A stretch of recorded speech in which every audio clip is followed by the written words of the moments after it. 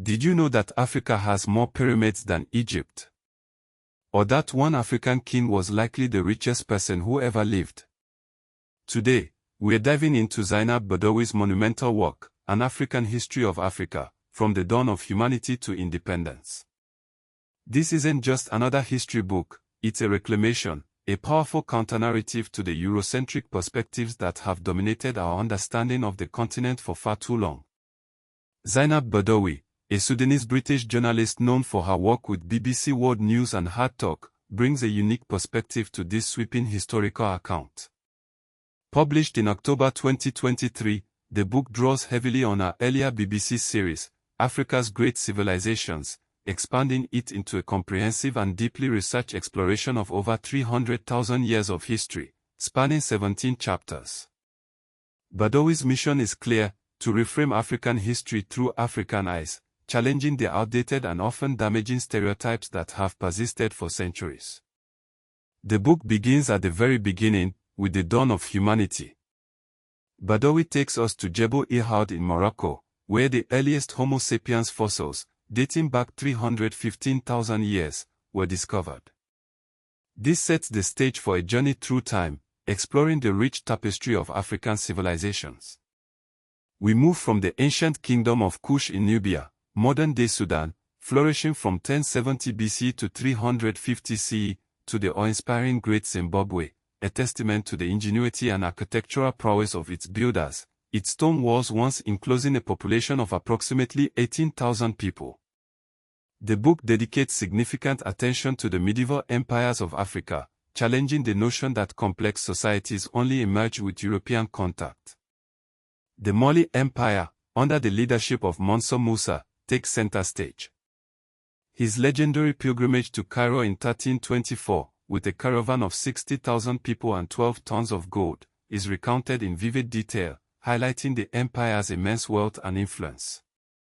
This journey was so extravagant that it devalued gold in Egypt for over a decade, a testament to Mali's economic power. The Kingdom of Aksum, in present-day Ethiopia and Eritrea, also receives due attention as one of the earliest Christian states, flourishing from 100 to 940 CE. Of course, no history of Africa can ignore the devastating impact of the enslavement era. Badawi confronts the horrors of both the transatlantic slave trade, which saw an estimated 12.5 million Africans forcibly transported to the Americas, and the East African slave trade, which funneled 1 to 2 million people to Arabia and India. The book examines the complex dynamics of these systems, highlighting the roles of both European and African actors. The colonial period, marked by the scramble for Africa following the Berlin Conference of 1884 to 1885, is dissected with unflinching honesty. By 1914, European powers controlled 90% of the continent, redrawing borders and imposing their rule on diverse societies. Badawi explores the resistance movements that emerged in response to colonial oppression, paving the way for the independence era. The book culminates with the wave of independence movements that swept across Africa in the mid-20th century. Ghana's independence in 1957, led by Kwame Nkrumah, is celebrated as a pivotal moment, inspiring other nations to fight for their freedom. The year 1960, often referred to as the Year of Africa, saw 17 nations gain independence, marking a turning point in the continent's history. But Badawi doesn't just rehash well-known narratives. She delves into lesser-known details that often get overlooked. For example, she traces the first intercontinental migration of Homo sapiens out of Africa, via the Bab el-Mandeb Strait around 70,000 BC, citing evidence of 65,000-year-old tools found in Sulawesi, Indonesia. She highlights the Nubian pyramids of Kush, which outnumber those in Egypt, with 255 structures built from sandstone at Meroe, a UNESCO World Heritage Site since 2011.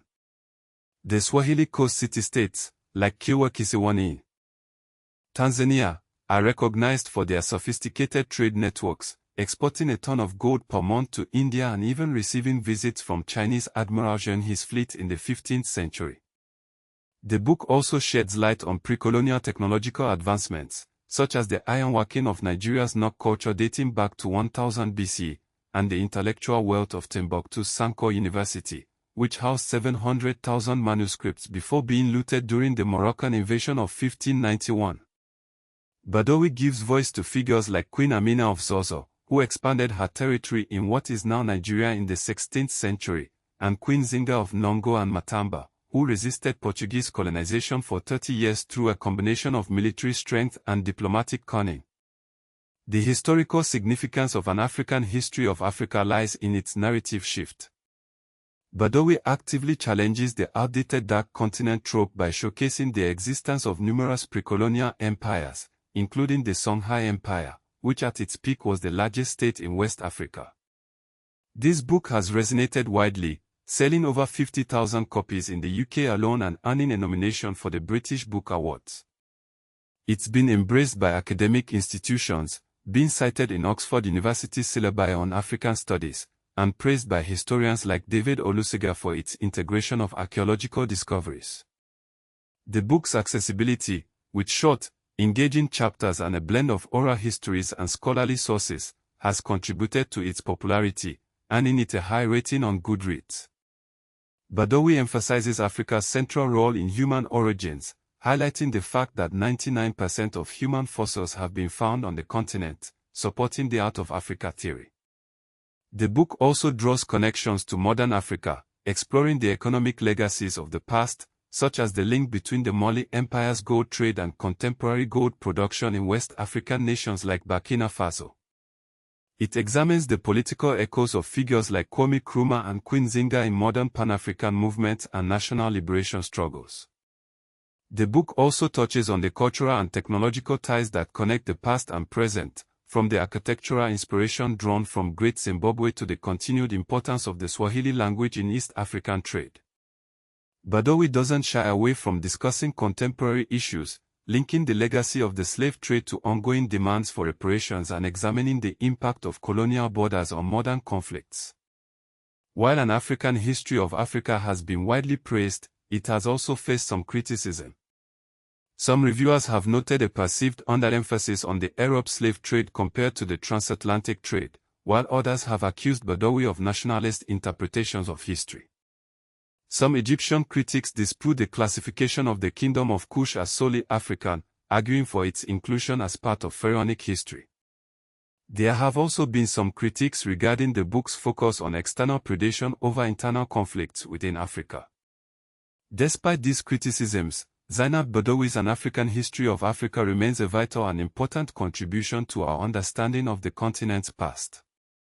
It is a book that challenges assumptions, celebrates achievements, and provides a much-needed African perspective on a history that has too often been told by others. It is a must-read for anyone seeking a more complete and nuanced understanding of Africa's rich and complex heritage. This work is a powerful step towards decolonizing our minds and reclaiming a history that belongs to all of us. Panoramic view of the Sahara Desert at sunrise, sand dunes stretching to the horizon, clear blue sky, no people, cinematic 8K.